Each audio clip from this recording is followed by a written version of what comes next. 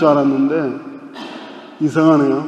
뭔가 큰 일을 안 한 것 같아서 자꾸만 마음에 걸리는 것들이 있어서 그렇게 힘이 나지 않습니다. 오늘은 요한복음에 있는 말씀을 가지고 여러분과 은혜를 나누고자 합니다. 미리 양해 말씀을 드리는 것은 내용이 좀 길어요. 그렇지만 약속드린 25분 안에 끝내보려고 노력은 하겠는데 여러분 좀 집중해 주셨으면 감사하겠습니다. 요한복음에는 아주 특별한 표현이 나옵니다.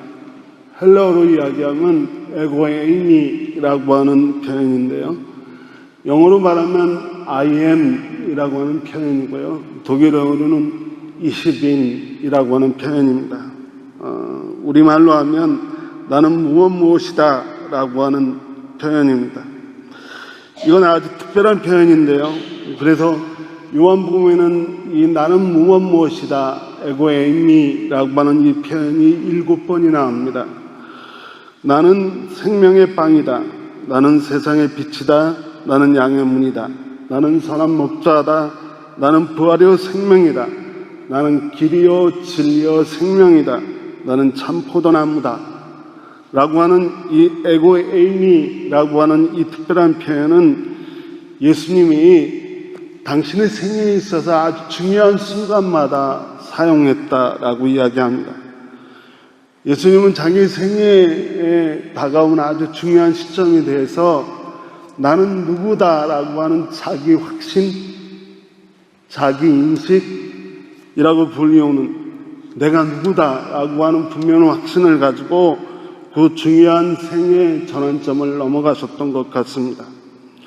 우리는 오늘 사실 이 표현은 우리가 전혀 생소한 표현은 아닙니다. 왜냐하면 이미 에고에이미라고 하는 이 표현을 구약적 표현으로 이야기하면 예전에 출애굽기 3장 14절을 함께 나눌 때 나는 곧 나다. 나는 스스로 있는 자다 라고 하는 것을 나눌 때에 이미 구약적 의미에서 영어로 I am who I am, 독일어로는 하라 그러지 마세요. 발음이 안 좋으니까. 그래서 나는 곧 나다라고 하는 하나님이 하나님 스스로를 어떠한 사람, 어떠한 분이신지를 우리에게 드러내실 때 나는 스스로 있는 자다. 나는 이런 사람이다. 이런 분이다 라고 밝히실 때 이미 사용되어졌던 것이기 때문에 우리에겐 그렇게 낯설지는 않습니다. 우리가 분명히 그때 말씀드릴 때 우리가 하나님을 믿는 사람들입니다.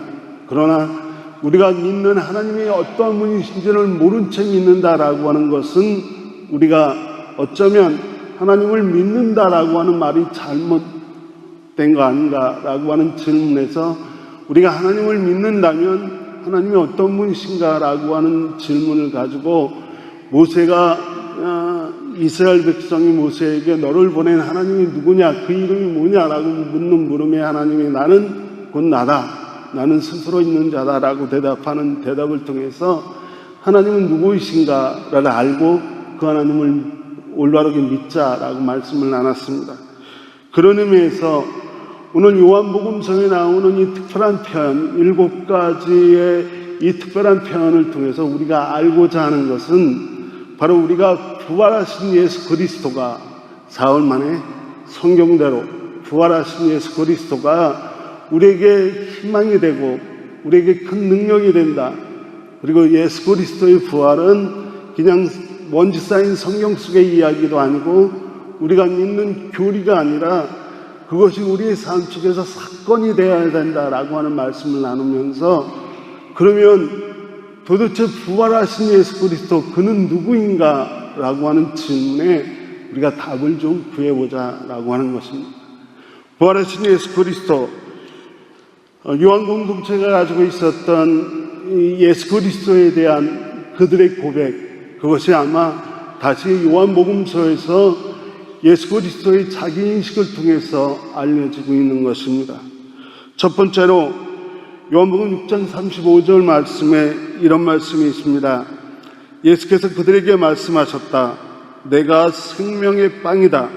내게로 오는 사람은 결코 줄이지 않을 것이요 나를 믿는 사람은 다시는 목마르지 않을 것이다. 첫 번째, 예수께서 에고에이미, 나는 무엇이다 라고 말씀하실 때 나는 생명의 빵이다 라고 말씀하십니다. 그래서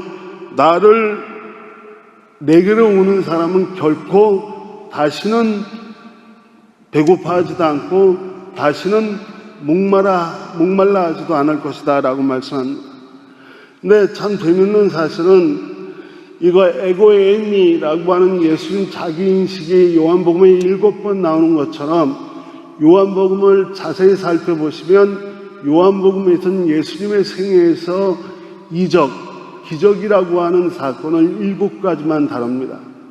그래서 이 첫 번째, 나는 생명의 빵이다 라고 하는 이 에고에이미, 나는 생명의 빵이다 라고 말씀하시는 예수님의 이 말씀은 오병이어 물고기 2마리와 떡 5덩어리로 5,000명을 먹이신 예수님의 이적과 관계되어 있습니다.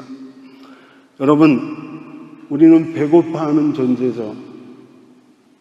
근데 바로 예수님은 우리의 이 배고파하는 욕구를 채워주실 수 있는 분입니다.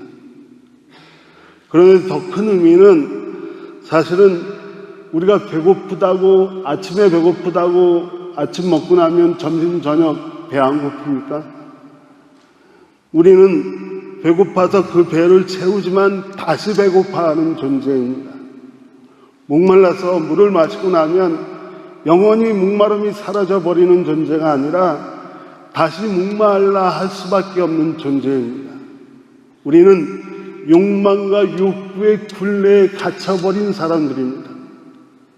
우리는 결코 우리 스스로 우리가 느끼는 이 욕망과 욕구에서 해방될 수 있는 사람이 아닙니다.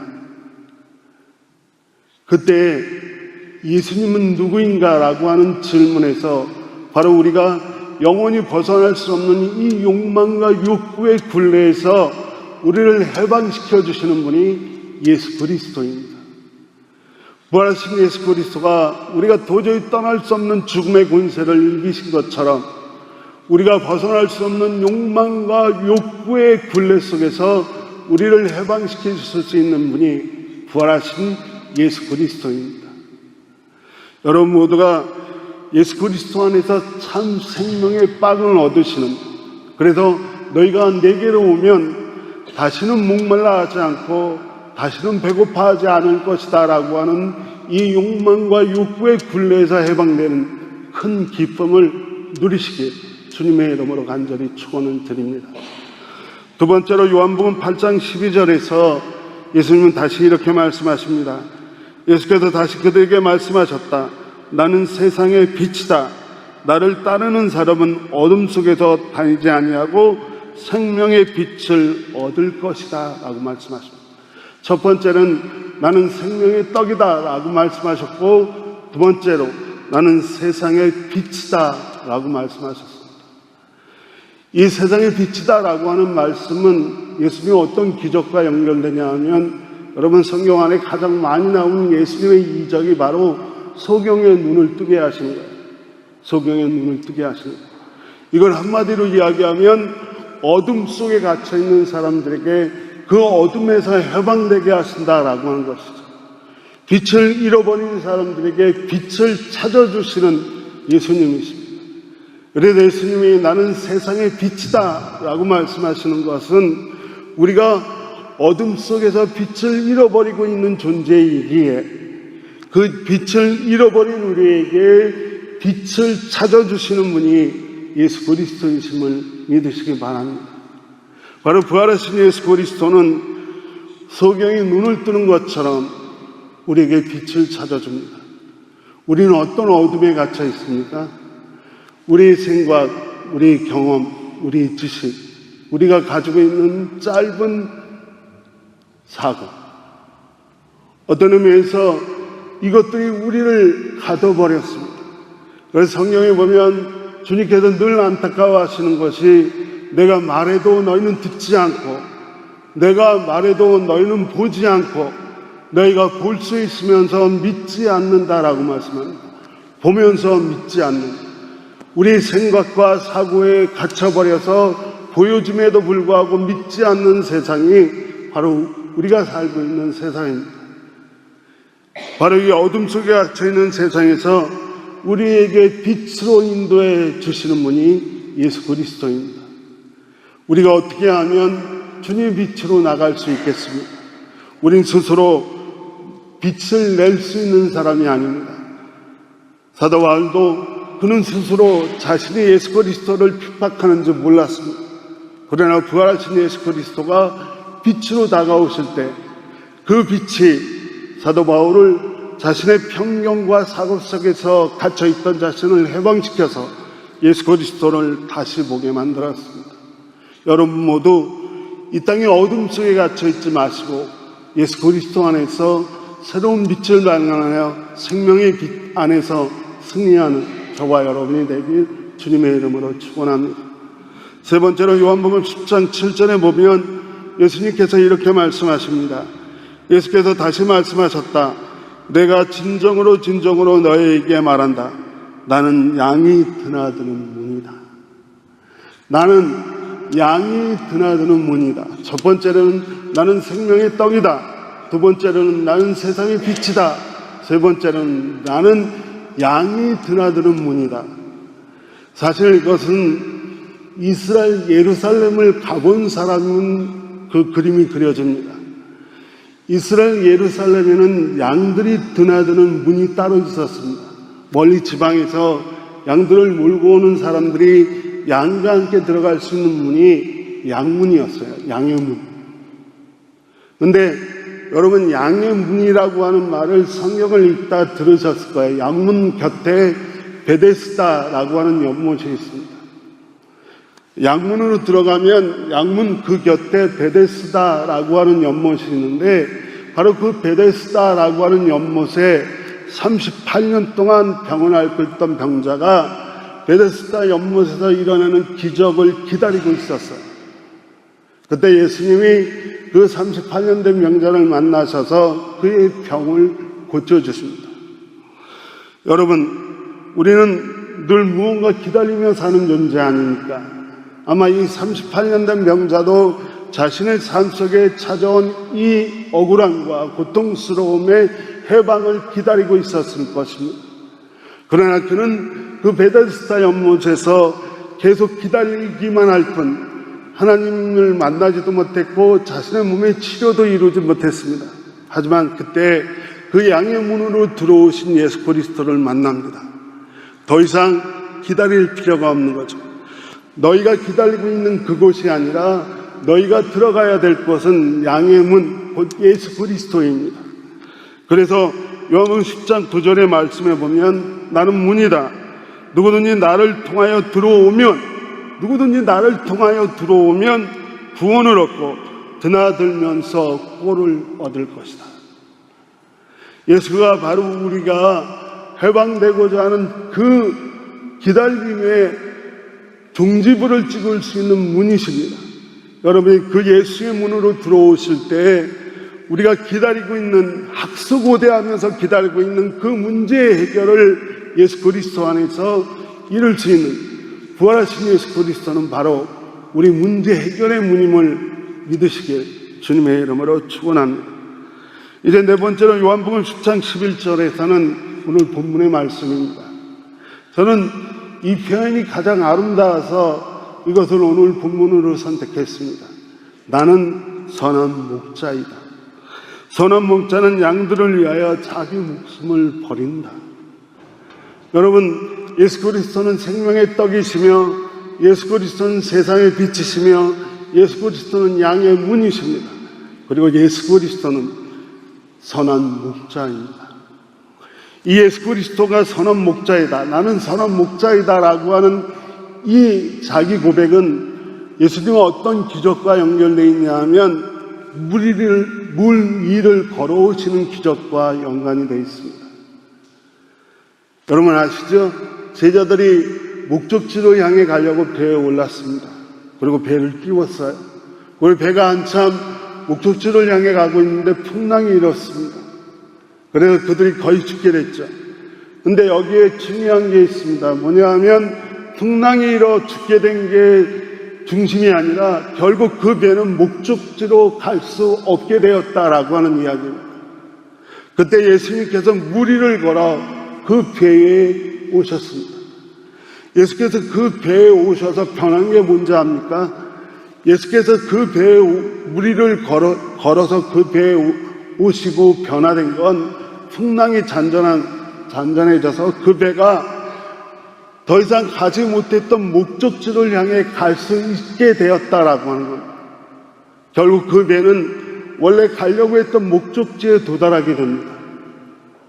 바로 예수 그리스도가 나의 선한 목자이다, 나는 선한 목자다라고 하는 이 말이 목가적인 목동이 사는 그 이스라엘 영역 안에서 이른 아침이 되면 목자는 깨어나서 우리 안에서 양들을 꺼냅니다.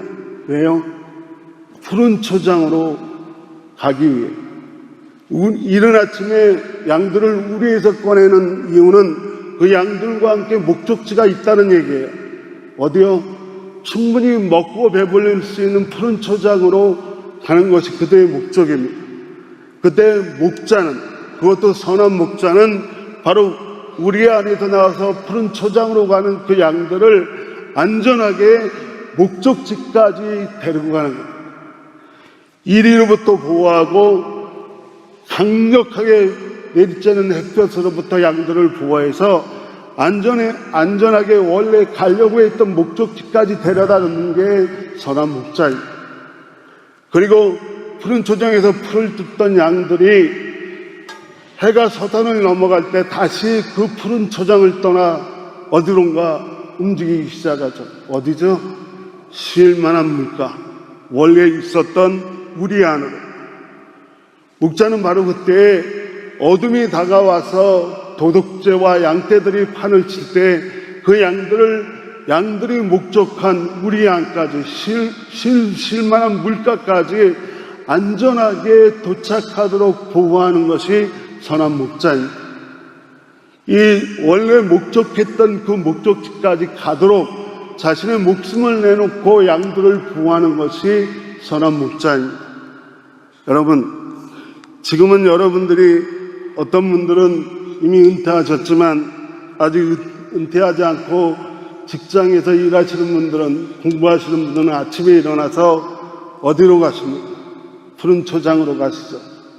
그 가는 길 가운데 주께서 선한 목자, 안전하게 목적지까지 도착할 수 있도록 인도해 주시는 분이 바로 부활하신 예수 그리스도입니다.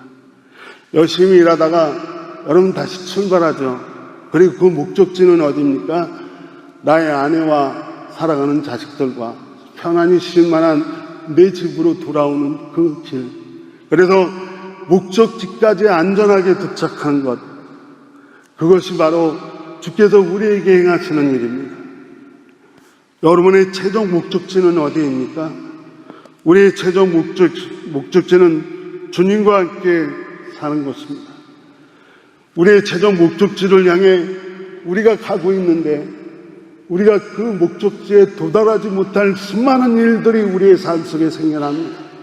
그때 우리가 안전하게 우리의 궁극적이고 최종적인 목적지인 주님 계신 곳까지, 하나님 계신 곳까지 우리를 인도해 주실 분이 예수 그리스도이십니다. 다음으로 요한복음 11장 25절과 26절에서 이렇게 말씀하십니다. 예수께서 마르다에게 말씀하셨다. 나는 부활이요 생명이니 나를 믿는 사람은 죽어도 살고 살아서 나를 믿는 사람은 영원히 죽지 않을 것이다. 여러분, 이 말씀은 여러분 알고 계신 대로 요한복음이 기록하는 이적 중에 하나가 바로 죽은 나사로를 살리는 겁니다. 마르다에게 말씀하셨죠. 마르다는 이미 자기 오라비 나사로가 죽었다라고 이야기하고 있었습니다. 그러나 예수께서는 그가 죽지 않았다라고 이야기합니다. 그리고 예수께서는 그를 살리십니다. 근데 여기서 여러분 분명히 아실 게 있습니다. 나사로의 살아남은 부활이 아닙니다.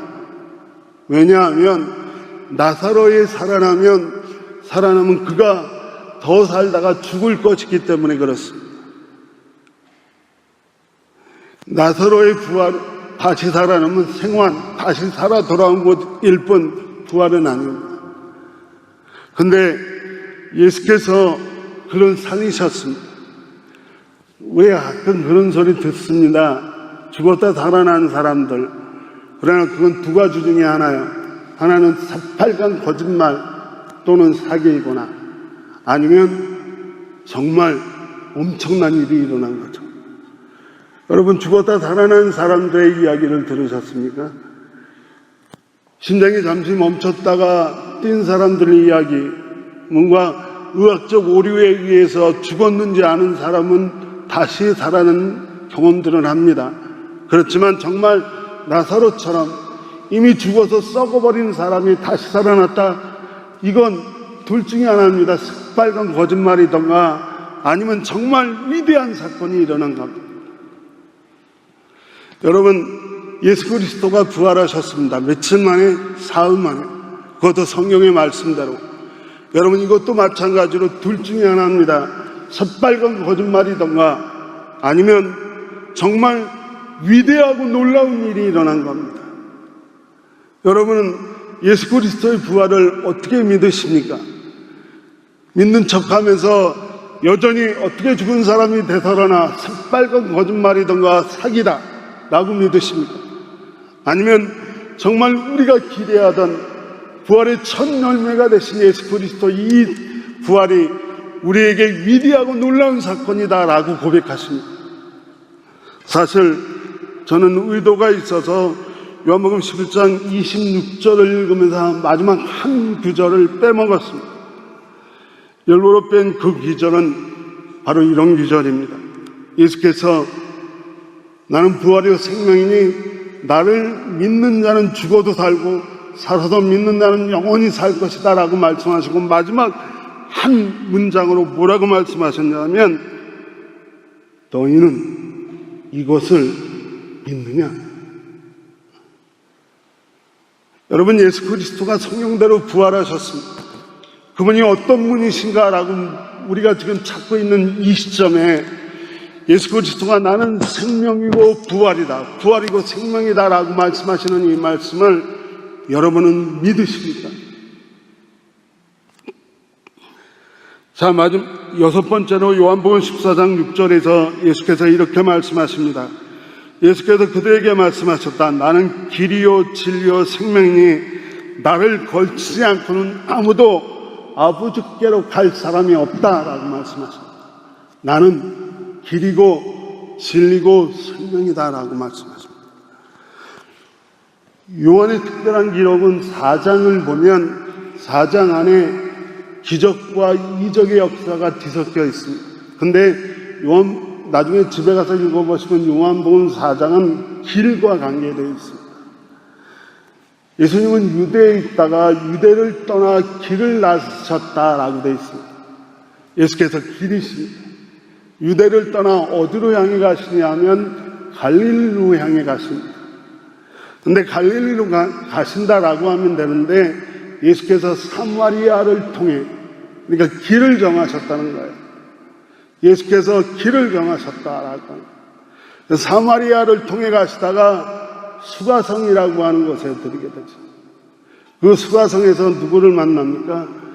그야말로 길을 잃어버린, 자신의 쾌락과 욕망 속에서 길을 잃어버린 여인을 만납니다. 우물가에서. 그때 그 여인은 마치 그렇게 외치는 거예요. 제가 욕망과 쾌락에 사로잡혀 있는데 길이 어딥니까? 라고 묻는 그 물음 앞에 예수께서 말씀하십니다. 내가 길이다 라고. 이건 진리입니다. 길이 어디냐고 묻는 이 여인에게, 쾌락과 욕망 속에 사로잡혀서 도대체 길이 어딥니까? 라고 묻는 이 여인에게 내가 길이다, 내가 진리이다, 진리가 너를 자유케 할 것이다 라고 말씀하시는 주님. 그리고 그분은 계속 길을 가십니다. 갈릴리에 도착하자마자, 갈릴리에 도착하니까 왕의 신하가 자신의 아들이 거반 죽게 돼서 예수님을 찾아옵니다. 여러분, 지금 제 아들이 죽어간다라고 하면 주님이 내 앞에 계시면 주님 내 아들이 죽어갑니다. 도대체 길이 어딥니까? 라고 물을 겁니다. 내 생때 같은 아들이 죽어가고 있는데 이 죽어가는 이 마당에 길이 어딥니까? 라고 묻는 이 왕의 신하에게 주께서 말씀하십니다. 내 아들이 살아났다. 그럼 내가 길이고 내가 진리이며 내가 생명이다 라고 말씀하십니다. 주님은 우리의 길이시며 우리의 생명이시며 우리의 진리이십니다. 이제 다 왔습니다. 마지막 7번째는 나는 요한복음 15장 1절에 나는 참 포도나무여 내 아버지는 농부이다 라고 말씀하십니다. 첫 번째는 나는 생명의 떡이다. 두 번째는 나는 세상의 빛이다. 나는 양의 문이다. 나는 선한 목자이다. 나는 생명이요 부활이다. 부활이요 생명이다. 나는 길이요 진리요 생명이다. 마지막 7번째는 나는 참 포도나무다 라고 말씀하십니다. 여러분, 저는 여러분 모든 이 삶이 인생이 그냥 정말 재미없는 것으로 끝나지 않기를 원합니다. 이 나는 참 포도나무다라고 하는 이 말씀은 어떤 기적과 연결이 되냐면 첫 번째 기적, 뭐죠? 가나안 혼인잔치. 잔치로 시작한 인생, 잔치로 시작했지만 술이 떨어져서 흥이 사라지고 정말 썰렁한 마당으로 끝나버리는 그 시점에 주께서 거기 계셨습니다. 그래서 떨어진 술을, 떨어진 그들의 흥을, 떨어진 인생의 아름다움을 되찾아주는 것이 예수 그리스도입니다. 예수 그리스도는 참 포도나무입니다. 그리고 어떤 번역에는 예수 그리스도가 극상의 포도